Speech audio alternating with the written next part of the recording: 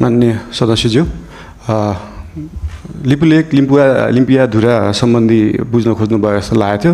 यस सम्बन्धी नेपाल सरकारले अफिसियल रूपमा डिप्लोमेटिक नोट भारत सरकारलाई पठाइसकेको छ र त्यसको जवाब पनि आएको छ। त्यो जवाबमा चाहिँ दुईटै सरकारले आफ्नो इतिहासविदहरू राखेर, आफ्नो सर्वेयरहरू राखेर, आफ्नो भूमि सम्बन्धी जानकारी भएका व्यक्तिहरू राखेर टेबल टक मार्फत यो कुरालाई समाधान गर्ने कुरा भएको छ र यस सम्बन्धी हामीले भारत र चाइनालाई मात्रै नभएर इङ्ल्यान्ड सरकारसँग पनि कुरा गरेका छौँ। उहाँहरूले ब्रिटिस इन्डिया छोड्दै गर्दाखेरिको समस्या अहिलेसम्म हाम्रोमा भइरहेको हुँदाखेरि यसमा चाहिँ इङ्ल्यान्डले पनि सरोकार राख्नुपर्छ भन्ने हाम्रो मान्यता हो।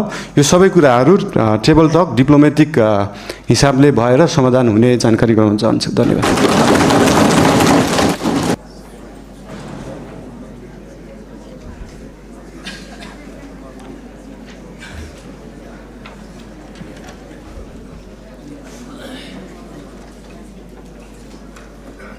मान्य सदस्यज्यूले भन्नुभएको धेरैजसो कुरालाई चाहिँ मैले सल्लाह र सुझावको रूपमा लिएको छु र मानव अधिकार आयोगको प्रतिवेदन मात्रै नभएर 23-24 गतेको मात्रै नभएर विभिन्न कालखण्डमा धेरै आन्दोलनहरू भएका छन्, धेरै दमनहरू पनि भएका छन्। विभिन्न कालखण्डमा भएका आन्दोलनहरू, र्यालीहरूमा भएका कुराहरूको प्रतिवेदनहरू धेरै छन्। एउटा मात्रै प्रतिवेदन छैन मानव अधिकार आयोगको र विभिन्न आयोगहरू पनि गठन भएका छन् विभिन्न कालखण्डमा।